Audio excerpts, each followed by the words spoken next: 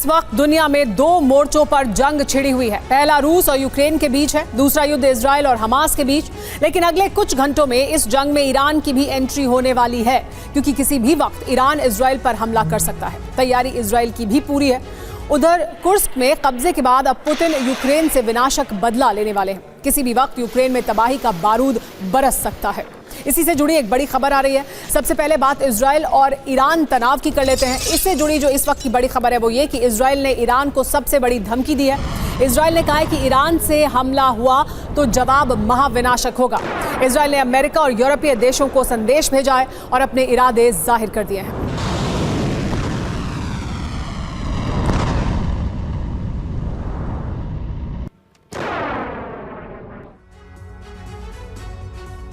इस बीच ईरान की बर्बादी की कसम खा ली है। ईरान ने किस तरह से इजराइल को धमकी दी है। इजराइल ने अमेरिका और यूरोप को संदेश भेजा है, ईरान से हमला हुआ तो जवाब विनाशक होगा कहा गया है।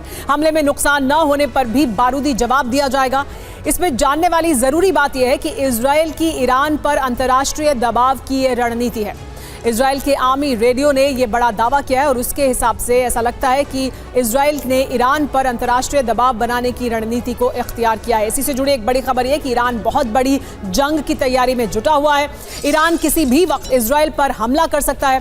पहली बार ईरान ने अपना सबसे विनाशकारी ड्रोन दिखाया है। ईरान के इस ड्रोन का नाम मोहाजिर 10 है। रूस में चल रही रक्षा प्रदर्शनी में ईरान ने ये ड्रोन प्रदर्शित किया। तो देखिए, ये है वो ड्रोन जिसे ईरान ने प्रदर्शित किया है। इस ड्रोन को दिखाया है उसने। इस ड्रोन का नाम मोहाजिर 10 है। रूस में जो रक्षा प्रदर्शनी चल रही है उसके दौरान ईरान की तरफ से इसका प्रदर्शन किया गया।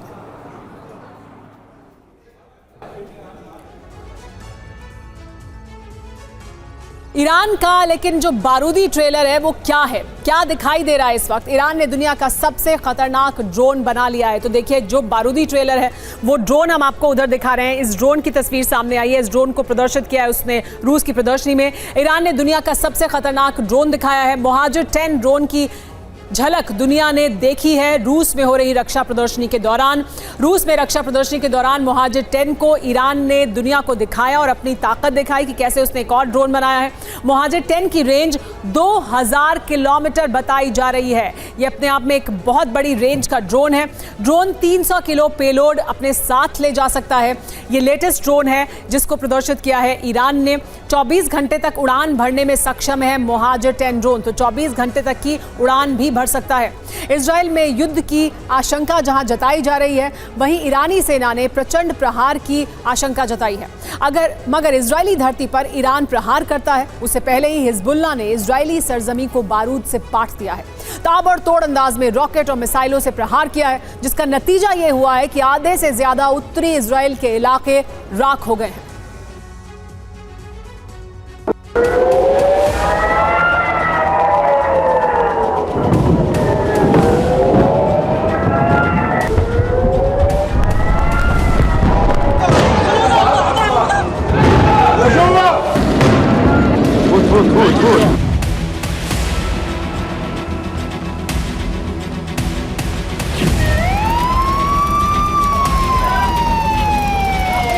रात के वक्त रॉकेट और मिसाइलें उगलता आसमान।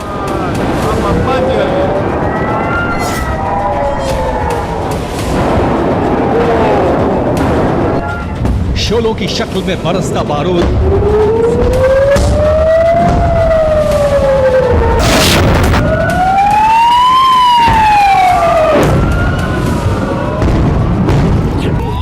भीषण आग का गुबार, कलेजे को चीर देने वाली अलर्ट सायरन की आवाज।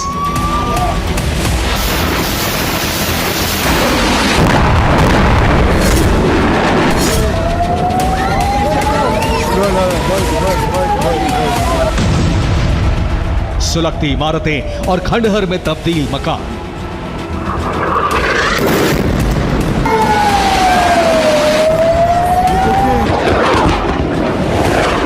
यह तस्वीर उत्तरी इजराइल की है जो प्रचंड आसमानी प्रहार से दहल उठा।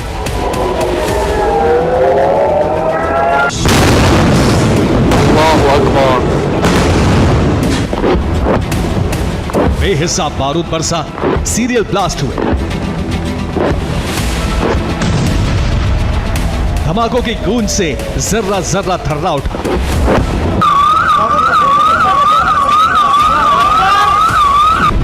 जानते हैं उत्तरी इजराइल से सामने आई ये विस्फोटक तस्वीरें किसका बारूदी ट्रेलर है? लेबनान के हिजबुल्लाह संगठन का, जो अपनी बारूदी सनक और विध्वंसक तेवर के लिए पूरी दुनिया में कुख्यात है। बीती रात इजराइल में रॉकेट और मिसाइलों का ऐसा जलजला आया जिसे देख तेल अवीव दहल उठा। इजरायली डिफेंस समेत नेतन्याहू के भी होश फाख्ता हो गए।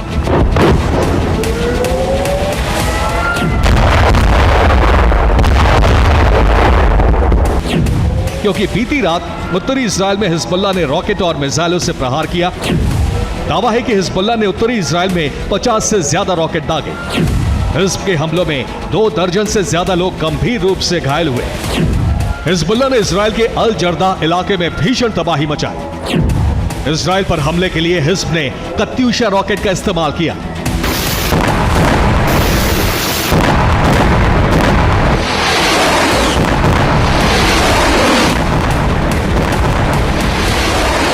जैसे ही आज सुबह का सूरज निकला, उत्तरी इजराइल का कोना कोना बारूद से सन चुका था। इमारतें जमींदोज हो चुकी थी, मकान खंडहर में तब्दील हो चुके थे।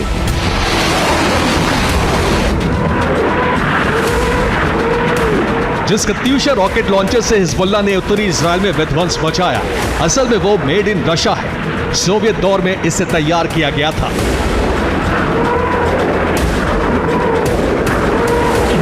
तस्वीरों में आप देख सकते हैं एक के बाद एक रॉकेट और मिसाइलों की आसमान से बारिश हो रही है। एक के बाद एक रॉकेट और मिसाइलों की आसमान से बारिश हो रही थी।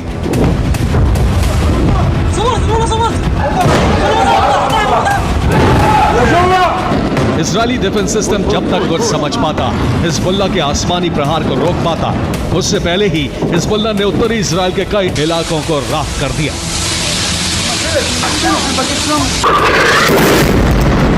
ये बात हर कोई जानता है कि हिजबुल्लाह को ईरान का समर्थन है। ईरान ही हिजबुल्लाह के लड़ाकों को हथियारों की सप्लाई करता है। लेकिन अचानक ही हिजबुल्लाह जंग में हावी क्यों होने लगी? क्यों उसके हमलों की तादाद बढ़ने लगी?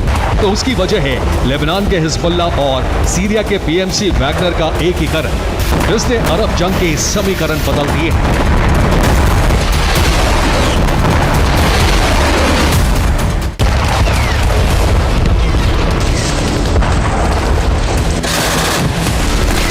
करीब 1.5 दशक पहले पूरे अरब में विद्रोह की आग भड़की, जिससे अरब क्रांति का नाम दिया गया।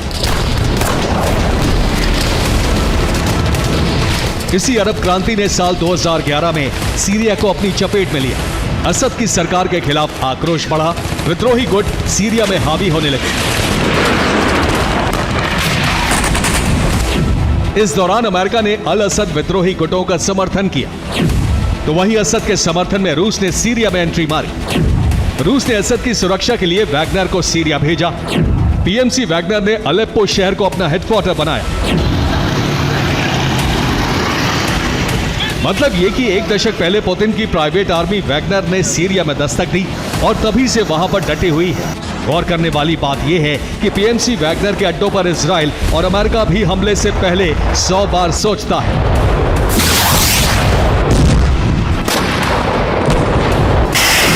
बस इसी का फायदा उठाते हुए हिजबुल्लाह ने अपने हथियारों को वैगनर के अड्डे पर सुरक्षित रखा है।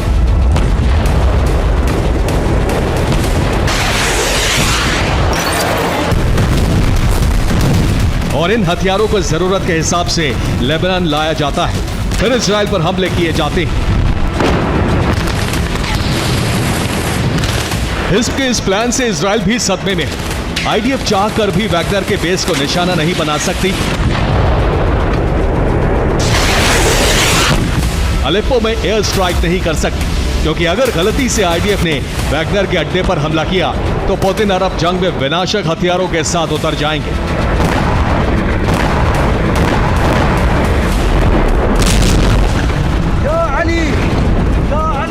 ऐसे में दावा किया जा रहा है कि हिजबुल्लाह के हमलों का पलटवार करने के लिए नेतन्याहू ने अजरबैजान और जॉर्जिया से सैनिक बुलाए हैं।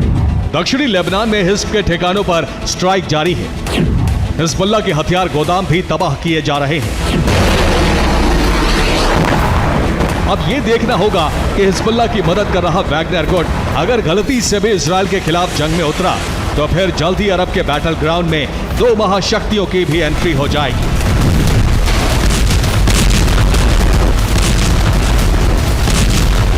Bureau report, TV9 Bharatvarsh. और अब बात रूस और यूक्रेन युद्ध की। इससे जुड़ी इस वक्त की बड़ी खबर यह कि रूस ने यूक्रेन ड्रोन पर भीषण हमला किया है। रूस के शार्प शूटर ने ड्रोन को मार गिराया। ड्रोन पर हमले का वीडियो भी सामने आ गया है। देखिए किस तरह से एक शार्प शूटर ने ड्रोन को मार गिराया। रूसी शार्प शूटर ने किस तरह से इस ड्रोन का शिकार किया, उसका वीडियो सामने आया है।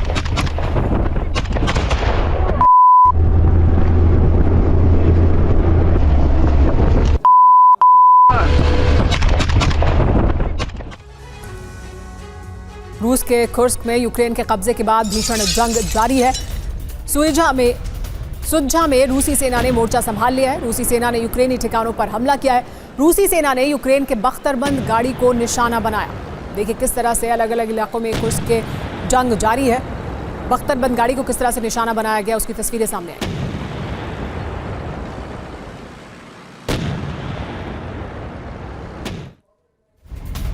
लेकिन कुर्स्क में यूक्रेन केमिकल वेपन का इस्तेमाल कर रहा है। कुर्स्क के गवर्नर एलेक्सी सिमरनोव ने दावा किया है कि यूक्रेन ने केमिकल वाले गोलों से हमला किया है, जिसकी चपेट में बिजली कंपनी की एक टीम आ गई है। ये दावा किया जा रहा है कि जो यूक्रेन इस्तेमाल कर रहा है हथियार यहाँ पर, वो कुर्स्क में जो हथियार इस्तेमाल हो रहे हैं वो दरअसल केमिकल वेपन हैं। ये दावा कुर्स्क के गवर्नर के द्वारा किया गया है।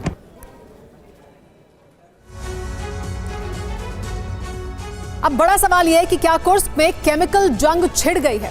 रूस ने दावा यह किया है कि कुर्स्क में यूक्रेनी फौज केमिकल हमला कर रही है। तो देखिए किस तरह से बड़ा दावा किया जा रहा है। रूस का दावा यह है कि केमिकल वेपन से हमला कर रहा है यूक्रेन, और इसके सबूत क्या वो दे रहे हैं कि रूस ने कहा है कि बिजली कर्मचारियों पर जो हमला हुआ वो केमिकल वेपन द्वारा किया गया। वहां एक टीम थी जो इसका शिकार हुई है। अब बड़ा सवाल इसकी वजह से ये उठता है कि क्या केमिकल वेपन के सहारे कुर्स्क पर कब्जा करने की तैयारी में है यूक्रेन। क्या यूक्रेन इस तरह से चाहता है कि वो कब्जा करे? क्या कुर्स्क में केमिकल वॉर अब शुरू हो चुकी है? क्योंकि रूस भी बहुत बड़े हथियार इस्तेमाल कर रहा है और रूस आरोप यूक्रेन पर लगा रहा है कि वो रूस की धरती पर केमिकल वेपन इस्तेमाल कर रहा है। रूसी धरती पर यूक्रेन के हमले से यूरोप में परमाणु युद्ध का लेकिन खतरा बढ़ता जा रहा है, क्योंकि रूस कुर्स्क में हमलों को नेटो की सुनियोजित साजिश करार दे रहा है। रूस का कहना है कि नेटो यूक्रेन के जरिए रूसी रिएक्शन टाइम का टेस्ट कर रहा है और इस हमले का जवाब नेटो देशों की राजधानियों में टैंक उतार कर दिया जा सकता है।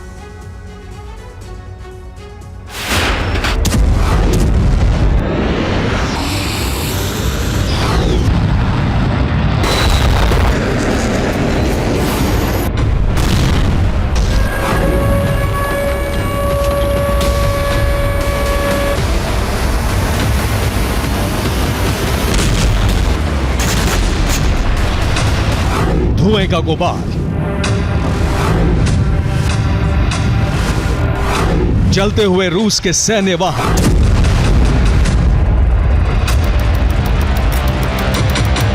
रूसी झंडे को रौंदते यूक्रेनी सेना के जवान,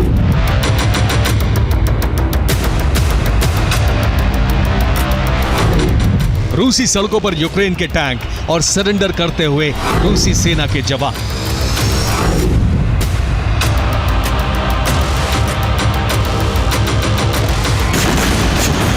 यूक्रेन ने युद्ध की लहर पलट दी है।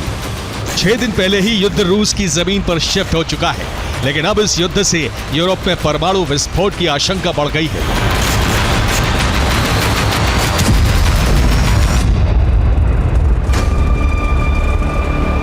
क्योंकि यूक्रेन की सैन्य रणनीति ने पूरे यूरोप को खतरे में ढकेल दिया है।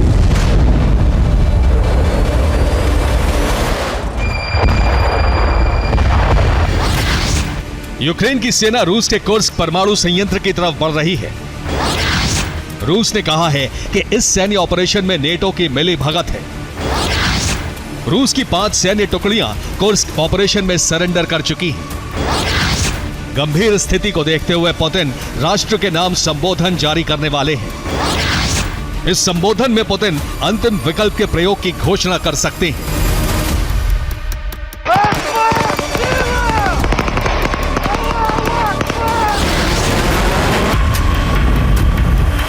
रूस यूक्रेन का युद्ध अब तक की सबसे गंभीर स्थिति में पहुंच चुका है, क्योंकि पहली बार धरती पर छिड़ी किसी जंग में दो न्यूक्लियर पावर प्लांट गोला बारूद की आंच झेल रहे हैं।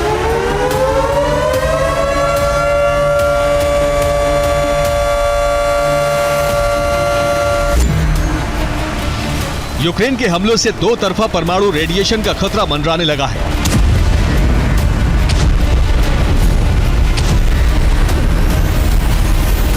यूक्रेन ने एक तरफ अपनी जमीन पर रूस के कब्जे वाले ज़ैपोरिज़िया न्यूक्लियर पावर प्लांट पर हमले तेज कर दिए हैं। इन हमलों से ज़ैपोरिज़िया न्यूक्लियर पावर प्लांट के रिएक्टर में आग लगने की खबर है। दूसरी तरफ यूक्रेन की सेना पूरी ताकत के साथ कुर्स्क के परमाणु पावर प्लांट की तरफ बढ़ रही है और इन हमलों से इस पावर प्लांट के 6 रिएक्टर्स पर भी खतरा मंडराने लगा है।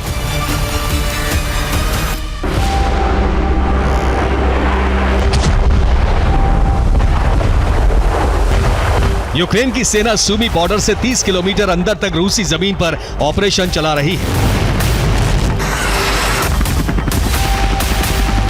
रूस यूक्रेन के बीच कुर्स्क की जंग के 6ठे दिन का अपडेट ये है।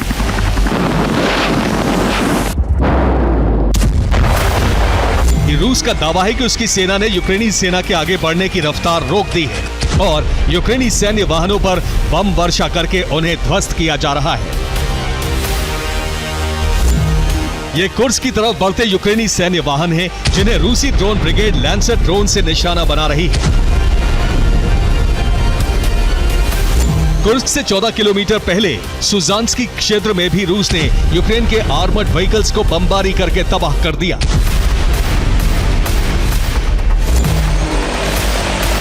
रूसी वायुसेना Mi-28 हेलीकॉप्टर से यूक्रेन की फौज पर हमले कर रही है।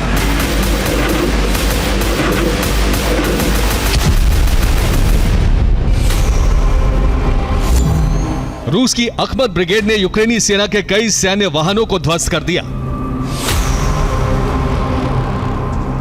रूसी सेना के एक जवान ने यूक्रेन के कामिकाज़े ड्रोन हमले को अपने सटीक निशाने से नाकाम कर दिया। रूस का दावा है कि यूक्रेन के 1350 सैनिक मारे गए हैं, जबकि यूक्रेन का दावा है कि उसकी सेना तेजी से आगे बढ़ रही है और रूसी झंडे उतारकर यूक्रेनी झंडे लगाए जा रहे हैं। यूक्रेनी सेना ने रूस की 5 सैन्य टुकड़ियों के सरेंडर करने की तस्वीरें जारी की हैं। इनमें वैगनर और रमजान कादिरोव की सेना के जवान भी शामिल हैं। कुर्स्क की जंग रूस और यूक्रेन के लिए अहम है। यूक्रेन कुर्स्क परमाणु पावर प्लांट पर कब्जा करके ज़ैपोरिज़िया का बदला लेना चाहता है और रूस अपना कुर्स्क पावर प्लांट बचाने के लिए पूरी ताकत लगा रहा है। देखिए कुर्स्क की जंग अब किस हालत में है और कुर्स्क को बचाने के लिए रूस क्या क्या कर रहा है।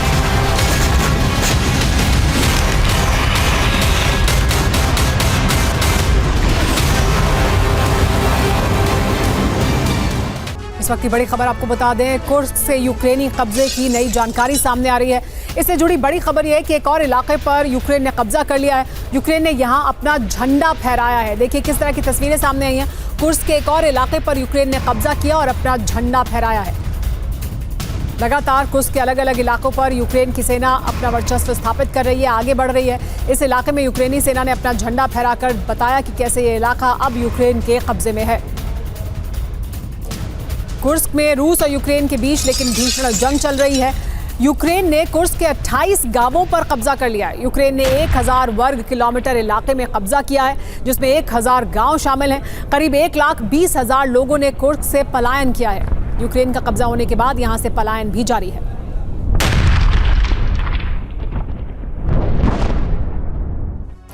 यूक्रेन ने कुर्स्क को लेकर बड़ा दावा किया है। यूक्रेन ने यह दावा किया है कि उसके सैनिकों ने 28 गांव पर कब्जा कर लिया है। 1000 वर्ग किलोमीटर में उसका प्रचंड ग्राउंड ऑपरेशन चल रहा है। सूमी बॉर्डर से 30 किलोमीटर अंदर यूक्रेन का ऑपरेशन चल रहा है। यूक्रेन की बेलगोरोद, ब्रियांस्क, ओरियोल में कब्जे की तैयारी है। यूक्रेनी सेना बेलगोरोद में ऑपरेशन चला रही है। ब्रियांस्क और ओरियोल में ड्रोन हमले की तैयारी की जा रही है। एक हफ्ते से ज्यादा बीत चुका है, लेकिन रूस अपनी जमीन से यूक्रेनी सैनिकों को खदेड़ नहीं सका है। अब पुतिन ने बड़ी व्यू रचना तैयार की है जिसमें किम और बेलारूस के राष्ट्रपति लुकाशेंको पुतिन के साथ हैं। दरअसल कीव से सिर्फ 180 किलोमीटर दूर बेलारूस बॉर्डर पर सेना की भारी डिप्लॉयमेंट हो चुकी है। उनके टारगेट पर कीव है। दावा है कि कुछ घंटे में यूक्रेन की राजधानी पर अब तक का सबसे बड़ा हमला हो सकता है।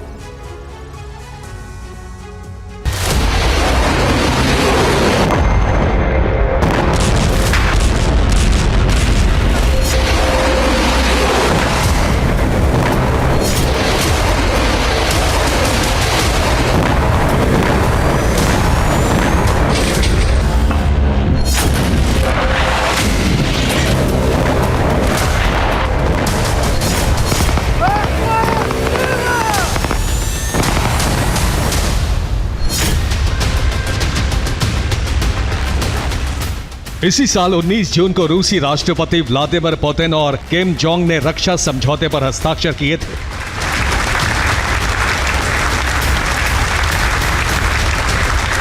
पचास दिन बाद ही किम की मिसाइलें न सिर्फ रूस पहुंच चुकी हैं, बल्कि उन्होंने यूक्रेन को निशाना बनाना शुरू कर दिया है।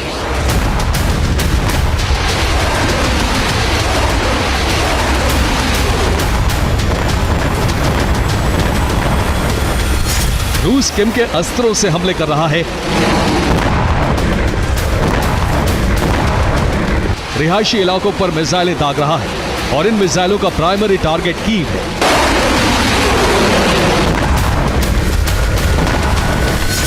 यूक्रेन का दावा है कि 10 अगस्त को रूस ने कीव पर 4 KN-23 मिसाइलें दागी। KN-23 उत्तर कोरिया की बैलिस्टिक मिसाइल है। इन मिसाइलों को वोरोनिज शहर से लॉन्च किया गया था। सभी मिसाइलों को कीव के एयर स्पेस में नष्ट कर दिया गया। मिसाइलों के टुकड़े गिरने से 2 लोगों की मौत हो गई।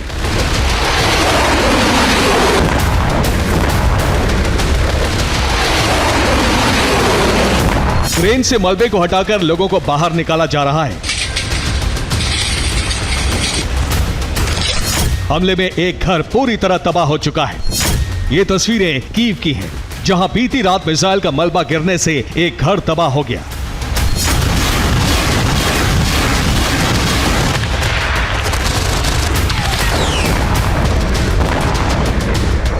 दरअसल कुर्स्क में यूक्रेन की सेना लगातार पुतिन को जख्म दे रही है। ज़ेलेंस्की की आर्मी रूसी धरती पर आगे बढ़ रही है। रूस की जमीन पर रूसी सैनिक सरेंडर कर रहे हैं। ऐसे में पुतिन ने कीव फतेह का ऑपरेशन शुरू कर दिया है। वो कीव पर बड़े हमले कर रहे हैं।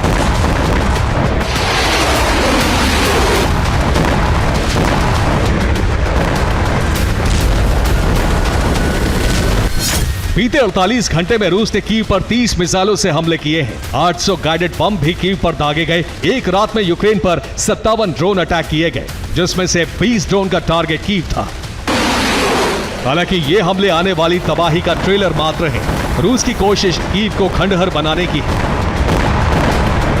इसके लिए वो बड़े ऑपरेशन को अंजाम देने वाला है।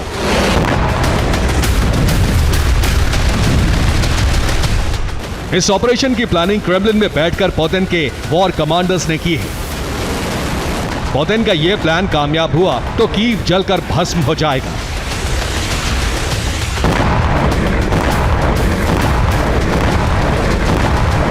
दरअसल रूस ने कीव पर डबल अटैक की तैयारी की है, जो अगले 24 घंटे में किसी भी वक्त शुरू हो सकता है। एक तरफ रूस यूक्रेन की राजधानी कीव पर 100 से ज्यादा मिसाइलें दागने वाला है, वहीं बेलारूस से कीव को घेरने की तैयारी में है।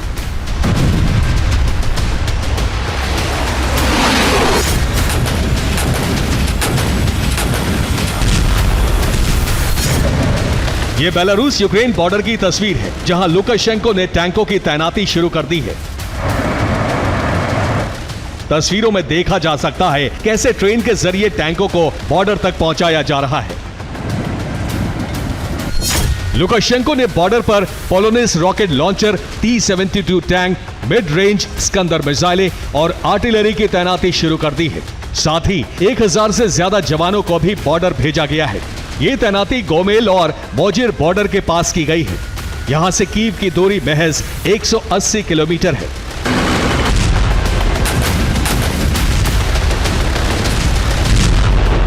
आशंका है कि बेलारूस की सेना किसी भी वक्त यूक्रेन में दाखिल हो सकती है और इसके टारगेट पर होगा कीव।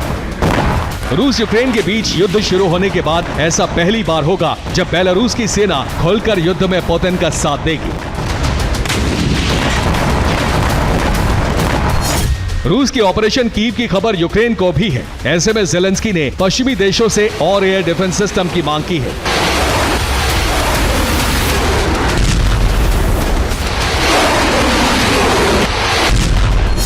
यूक्रेन को मिले खुफिया इनपुट के मुताबिक रूस कीव पर बैलिस्टिक मिसाइलों से हमला करने वाला है। रूस के हमले का प्राइमरी टारगेट कीव के रिहायशी इलाके, energy plant, railway station, Rashtrapati Bhavan, सेना का मुख्यालय और दूसरी सरकारी इमारतें होंगी। दरअसल ऑपरेशन कीव के जरिए पुतिन कुर्स्क में फैले संकट को खत्म करना चाहते हैं। उनकी कोशिश ज़ेलेंस्की का ध्यान भटकाकर कुर्स्क में घुसी यूक्रेन की सेना को बाहर निकालना है। अगर रूस कीव बॉर्डर के पास पहुंच जाता है तो ज़ेलेंस्की मजबूर हो जाएंगे। उन्हें कीव को बचाने के लिए अपनी सभी टुकड़ियों को राजधानी बुलाना पड़ेगा। कुर्स्क में मौजूद यूक्रेनी सैनिकों को भी वापस बुलाना होगा। अगर कुर्स्क में सैनिक लड़ते भी रहे तो उनकी हथियारों की सप्लाई ठप हो जाएगी और ज़ेलेंस्की का ऑपरेशन रूस खत्म हो जाएगा।